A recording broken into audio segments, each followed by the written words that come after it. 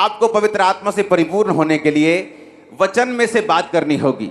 आप कैसे बात करते हैं? ओ मेरे पास आज तनख्वाह नहीं मिली, आज मेरे घर में घटी है, आज मेरा सिर दर्द है, आज मैं बीमार हूं। लेकिन वचन क्या कहता है? यहोवा मेरा चरवाहा है, मुझे कोई घटी नहीं होगी।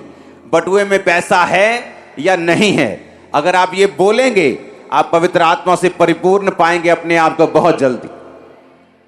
और उसी तरह से उसने कहा अपने आप से बात करनी भजन संहिता में से। ये अपने सिर दर्द को देखोगे या ये देखोगे बाइबल में लिखा कि उसके कोड़े खाने से मैं चंगा हो चुका हूं। आपको अगर आप वो बोलेंगे जो बाइबल में लिखा है और अपने आप से बात करेंगे रोज, तो वचन कहता है आप पवित्र आत्मा से परिपूर्ण होंगे। याद रखो, हर एक लाइफ में एक ब्रेक थ्रू, एक मोड़ आता है। दाऊद मुंह से ये कहता था मैं ना डरूंगा, परमेश्वर मेरे साथ है, मनुष्य मेरा क्या कर सकता है। हालेलुया। घटी में रहता था, जंगलों में रहता था, लेकिन ये कहता था यहोवा मेरा चरवाहा है। जब धूप लगती थी बोलता था वो मेरे जी में जी लेके आता है। और इसीलिए बाइबल कहती है कि दाऊद पवित्र आत्मा से परिपूर्ण व्यक्ति था।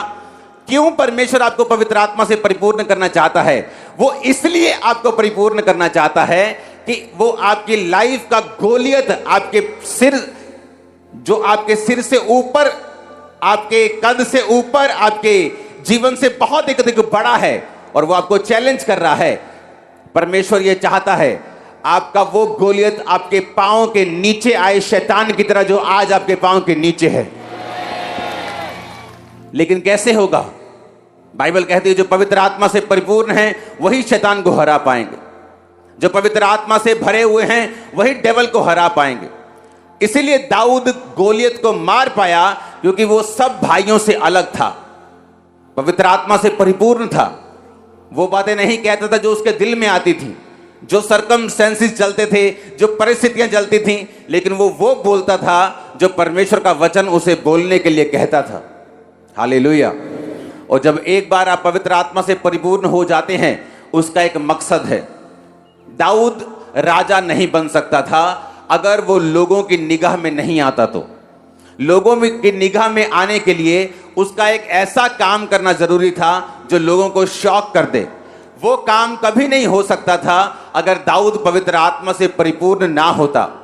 दाऊद पवित्र आत्मा से परिपूर्ण कभी ना होता अगर वो परमेश्वर के वचनों को अपनी लाइफ की विपरीत परिस्थितियों में बोलना ना जानता।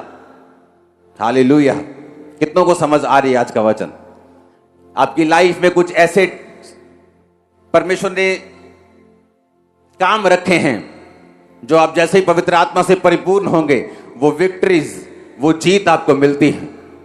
मैं बहुत सारे लोगों को बोलता हूं, आप गलती करते हैं अपने परिवार को, अपना परिवार मतलब अपना जो क्लोज परिवार होता है, माँ बाप, भाई बहन, पत्नी, बच्चे, आप गलती करते हो जो बाइबल लेके उनसे बहस करते हो, उनको बताने की कोशिश करते हो कि यीशु मसीह परमेश्वर है।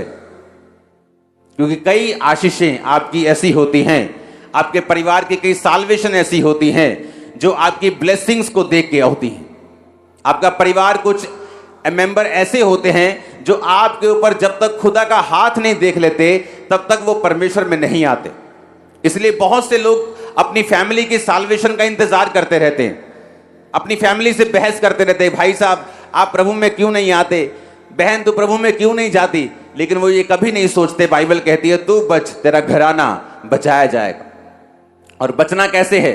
बाइबल कहती है जो पवित्र आत्मा से परिपूर्ण ही नहीं हुआ वो अभी तक मेरे ख्याल में तो बचा नहीं है, और बाइबल के वचन के मुताबिक भी वो बचा नहीं है। इसीलिए परमेश्वर ये चाहता है कि आप लोग पवित्र आत्मा से परिपूर्ण हो, ताकि आपकी लाइफ का गोलियत जब मरे, आपकी लाइफ में एक बड़ी टेस्टिमनी पैदा हो। आपका परिवार मसीह में आए, समाज मसीह में आए, लोग आपको स्वीकार करें, परमेश्वर की मर्जी और उसका प्लान आपकी लाइफ में पूरा हो। और आज रात को खुदावंद का आत्मा आपको विजन देगा, एंजल आपको दर्शन देंगे, पवित्र आत्मा से परिपूर्ण करेंगे। आमीन। मेरे को ऊंचे वाला चाहिए चर्च। Hallelujah, hallelujah. वो अपने वंश को पवित्र आत्मा से भरता है, लेकिन कौन सा वंश? जब मेरे को बाइबल दी गई तो बोला 1 से 17 आयत मत पढ़ना, लेकिन जब मैंने पढ़ा तो सारे भेद ही उसमें, खजाने उसमें छुपे हुए। अब्राहम की संतान, दाऊद की संतान, यीशु मसीह की वंशावली। मत्ती 1 उसकी 1 आयत। 2 आयत में लिखा अब्राहम से इसहाक उत्पन्न हुआ, इसहाक से याकूब उत्पन्न हुआ, याकूब से यहूदा और उसके भाई उत्पन्न हुए। तो परमेश्वर ने याकूब से उत्पन्न होने का फैसला किया। बाइबल कहती है याकूब से यहूदा, यहूदा के वंश से जीसस क्राइस्ट पैदा हुए। और इसीलिए एसाव का नाम वहां नहीं है, क्योंकि जितने विश्वासी अपने शरीर के अनुसार चलते हैं वो कभी भी परमेश्वर के ब्लड लाइन में नहीं जुड़ सकते। आज भी अगर चर्च में लोग बैठे हैं तो सारे जीसस क्राइस्ट के ब्लड लाइन में नहीं है, क्योंकि हर एक जन जो आत्मा के अनुसार नहीं चलता, बाइबल के मुताबिक वो परमेश्वर के ब्लड लाइन में जुड़ा नहीं हुआ। जो शरीर के अनुसार चला, कौन? इसहाक का बेटा बड़ा एसाव शरीर के अनुसार चला, परमेश्वर ने अपनी ब्लड लाइन से बाहर किया। आज चर्च में लोग बैठे हैं, है तो जीसस क्राइस्ट की संतान, उनका दादाजी बिशप हैं, उनका पापा चाचा पास्टर हैं, खुद 20 साल से क्रिश्चियन हैं, लेकिन अगर शरीर के अनुसार चल रहे हैं तो मेरा यकीन रखना परमेश्वर आपको अपने वंश में नहीं गिनता। आप क्रिश्चियन नहीं है बाइबल के मुताबिक। बाइबल कहती है अगर शरीर के अनुसार चलोगे तो मरोगे। आज परमेश्वर किनका ध्यान रखता है? जो आत्मा के अनुसार चलते हैं। इसलिए परमेश्वर ने कहा आत्मा के अनुसार चलोगे तो जियोगे। कहां पर जियोगे? अपने फाइनेंस में, अपनी लाइफ में, अपनी फैमिली में, अपनी आत्मिक जिंदगी में, अपने घराने में, अपनी मैरिड लाइफ में, अपनी सेवकाई में, तुम सब जगह जियोगे, तुम मरोगे नहीं अगर तुम आत्मा के अनुसार चलोगे। अगर शरीर के अनुसार चलोगे तो मर जाओगे। तुम शरीर में तो जीवित हो सकते हो पर मरे हुए होगे फाइनेंस में, अपने सेहत में, अपने परिवार में, अपनी रिलेशनशिप में, अपनी आत्मिक लाइफ में, अपनी सेवकाई में। हालेलुया।